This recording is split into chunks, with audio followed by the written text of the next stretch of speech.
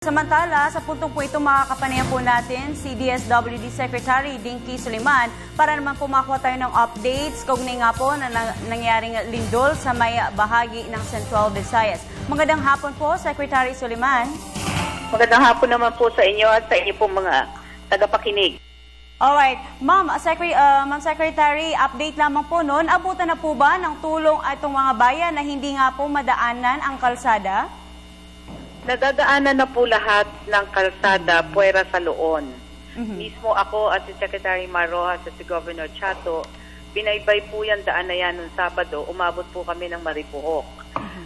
As of October 20, ang kabuuan na nabigay na food packs ay 115,636 food packs sa 26 na munisipyo po. At ngayong araw ay tayo'y nagbibigay po ng jointly ng provincial at saka ng DSWD, nagbibigay po tayo sa ngayon ng 23,007. So naka-second round na po tayo ng pamimigay. Yung mga barangay na sinasabing hindi pa po naabot, nung Friday pa po nagcha-chopper drop. So, maaring ang mga kababayan natin ay nakatanggap pero sa tingin nila, hindi po ito sapat. Kaya, meron po kaming telephone number na ibinibigay para nang sa ganon, i-text po nila anong barangay at kung ano po yung contact number nila. Nang sa ganon ay maliwanag na mapupuntahan po sila para nang hindi po tayo nagkakaroon ng mga feedback na hindi pa po sila naaabot. Itong number pong ito ay magiging text number. Kailangan lang po namin isigurado na alam po natin ang lugar at ang ano po yung ating pangalan at contact number. Ang number po ay 0920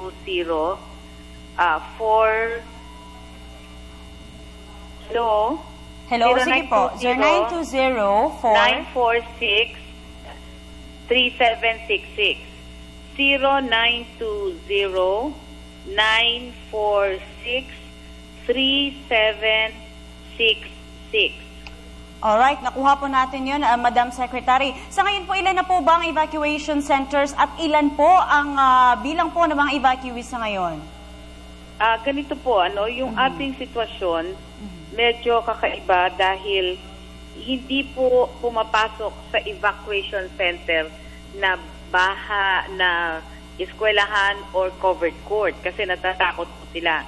So yung tinatawag evacuation centers ay mga tents sa labas ng mga nasa bakuran ng eskwelahan pero wala po sila sa mga kwarto ng eskwelahan kasi natatakot po sila. So 22,000 families po at 21,000 families sa Bohol sa 71 evacuation centers.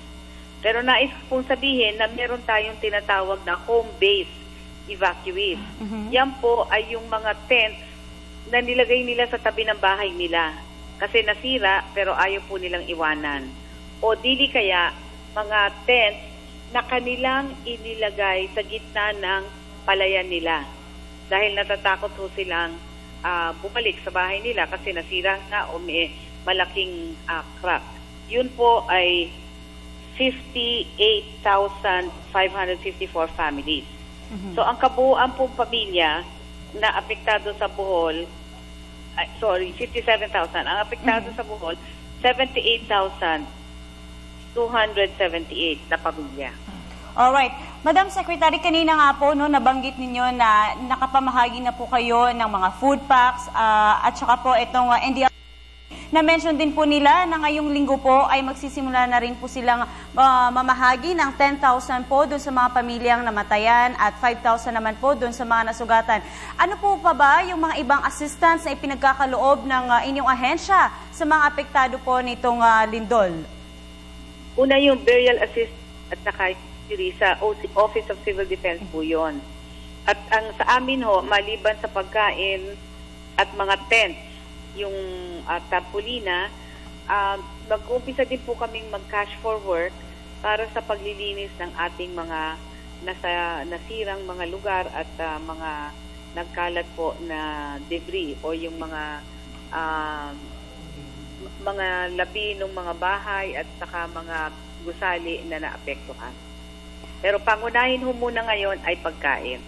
Alright. Madam Secretary, sa tingin po ba ninyo, may sapat po bang pondo ang inyong ahensya para matulungan po itong ating mga kababayang talagang apektado naman nitong nasabing lindol?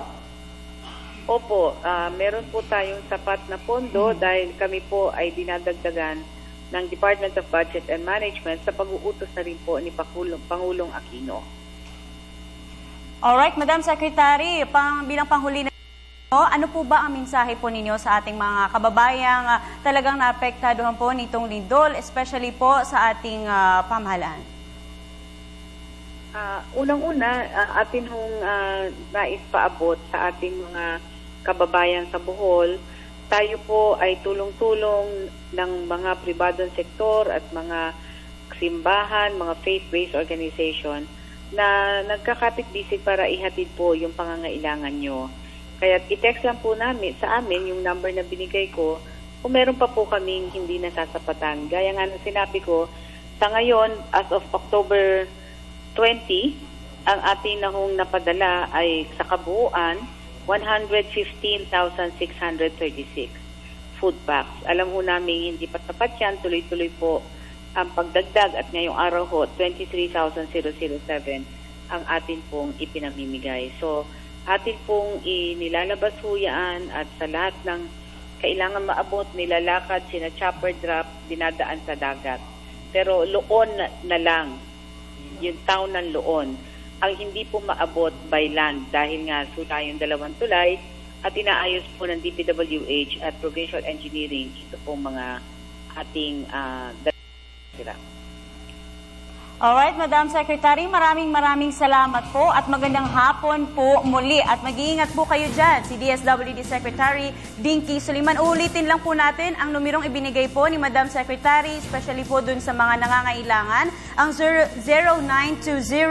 0920-946-3766.